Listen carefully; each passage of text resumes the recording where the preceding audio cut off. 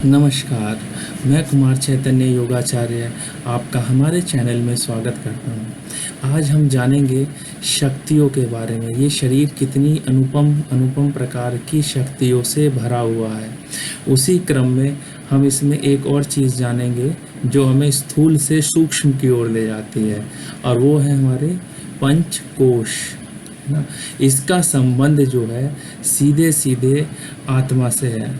ये शरीर किस प्रकार आत्मा को धारण करते हैं और किस प्रकार से वो हमें हमारे को निरोग्य रखते हैं और स्वस्थ बनाए रखते हैं, ये तो बेसिक है। जितना हम स्वास्थ्य के बारे में जानते हैं, मन से संबंधित हो चाहे प्राण से संबंधित हो। इसके अलावा जो है कर्म और ज्ञान के द्वारा उसका अर्जन करते हुए, अपना कर्तव्य का निर्वाह करते हुए किस प्रकार जो है अब मोक्ष तक पहुंच सकते हैं या अपने को साक्षात्कार कर सकते हैं, समझ सकते हैं स्वयं को, जिसे स्वाध्याय भी बोल सकते हैं, ना। अच्छा, इसमें एक चीज़ ये प्रमुख बताई गई है कि जैसे डायरेक्ट तो ना आयुर्वेद में पंचकोशों का वर्णन नहीं है, लेकिन यदि देखा जाए तो संबंध उन्हीं से है। क्यों? क्योंकि इसका संबंध कहीं ना कहीं अन्न से है ना, औषधियों से है। देखिए, उपनिषदों में भी बहुत अच्छा वर्णन किया गया है कि किस प्रकार से ये प्रकृति, ये जो पूरा वायुमंडल है, किस प्रकार से ये प्राण के द्वारा संचालित होता है ना। वही प्राण शक्ति हमारे अंदर है, क्योंकि 5 एलिमेंट्स वही है हमारे अंदर। ठीक, ये थोड़ा सा समरी बताई। इसके 5 प्रकार होते हैं, नाम ही पंचकोश है, सभी जानते हैं।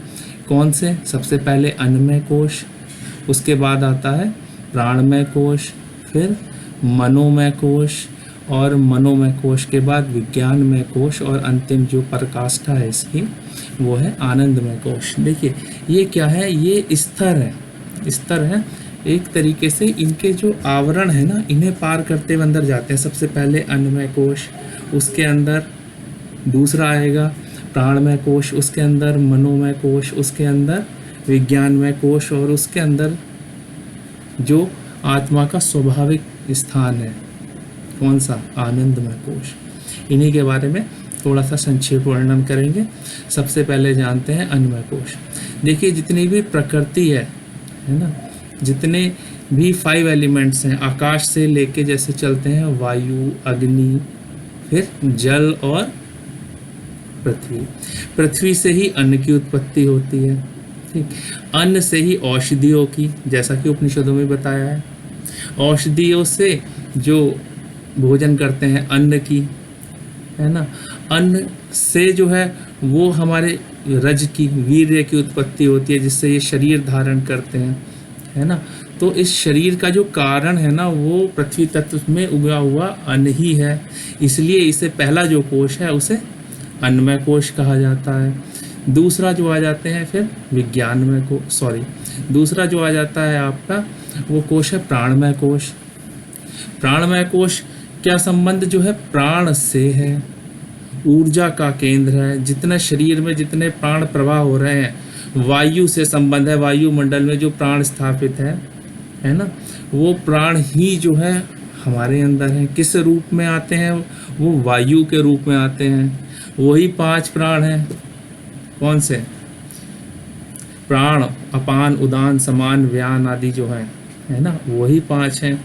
उसके रूप में ही वो अपना अपना कार्य करते हैं। प्राण का संबंध ऊपर हृदय क्षेत्र से है ना, उधर तक जाता है, पाचन तंत्र को संभावित करता, प्रभु ही प्रभावित करता है ना।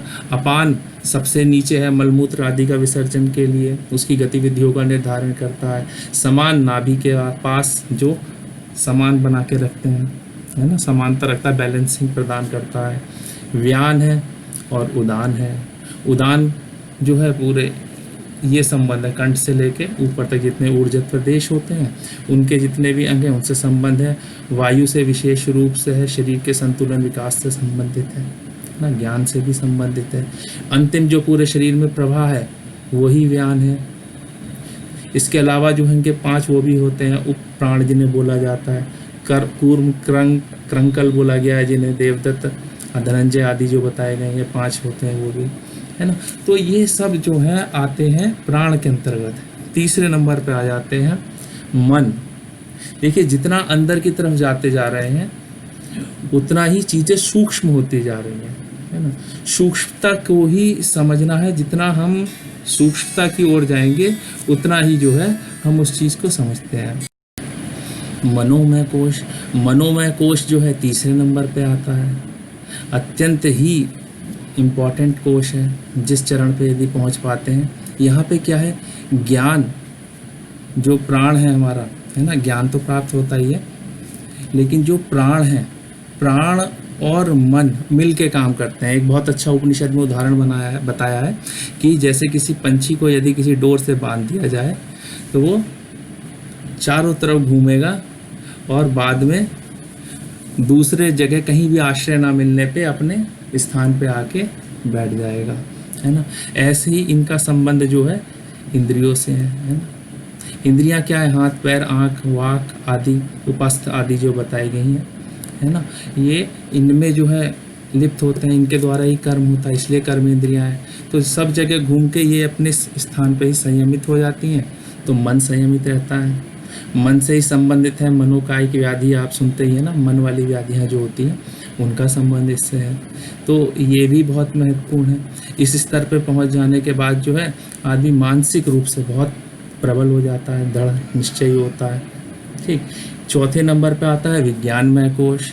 विज्ञानमय कोश जो है उसका संबंध ज्ञानेंद्रियों से है, चित्त से है, बुद्धि से है ना। आँख नाक कान आदि त्वचा जितनी है ये सब क्या है, ज्ञानेंद्रियाँ इनके विषय हैं।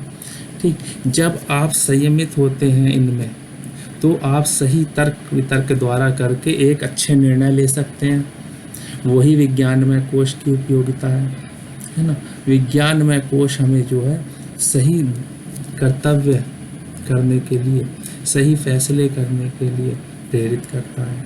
और अंतिम जो कोश है वो कोश में सबसे महत्वपूर्ण कोश है आनंदमय कोश।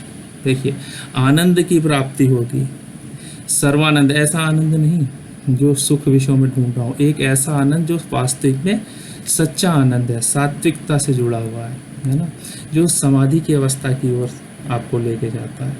इस अवस्था में किसी चीज़ की कोई इच्छा मात्र नहीं रह जाती, पूर्ण रूप से तृष्णा शांत हो जाती है, मोह आदि जितने भी राग द्वेष हैं सब समाप्त हो जाते हैं। पूर्ण रूप से संतोष की प्राप्ति करते हुए आदमी, व्यक्ति विशेष जो भी साधक है वो इसमें लिप्त रहता है और इसी के द्वारा जो है वो मोक्ष की ओर चला जाता है। तो ये जो है पांचों कोश हैं, पांचों बहुत महत्वपूर्ण कोश है। आप किस अवस्था में अपने जीवन के वहाँ पहुँच पाए हैं, शारीरिक व्याधि मानसिक व्याधि से तो इसका संबंध है ही, और अंत में जो है आप यदि इस अवस्था तक, पांचवी अवस्था तक, आनंदमय कोश की अवस्था तक पहुँच पाते हैं तो आप जीवन का परमानंद ले सकते हैं ना। और ईश्वर को आप तक इस प्रकार से मिलते हैं आप कि ईश्वर और भक्त में, साधक में कोई फर्क नहीं रह जाता, है ना, एक रूप हो जाते हैं। इसी के साथ ये आपको मैंने बताया कि शरीर के रोग और व्याधि की बात तो हम करते ही रहते हैं, स्वास्थ्य की, वो तो हमारा विषय है ही, लेकिन जो जीवन का वास्तविक सुख ज्ञान कर्म के द्वारा जो हमें व्यतीत करना चाहिए और किस प्रकार चरणबद्ध तरीके से कोष्ठों के स्थूल से सूक्ष्मता की ओर हम जाते हुए उसे समझते हैं, वो अति महत्वपूर्ण है ना। जीवन का उद्देश्य, वही परम उद्देश्य है। नमस्कार, आप हमारे चैनल को देखते हैं, सब्सक्राइब करते हैं, बहुत अच्छा लगता है। इसी प्रकार का प्यार आपका हमारे प्रति बना रहे, इसी की हम आशा करते हैं। नमस्कार।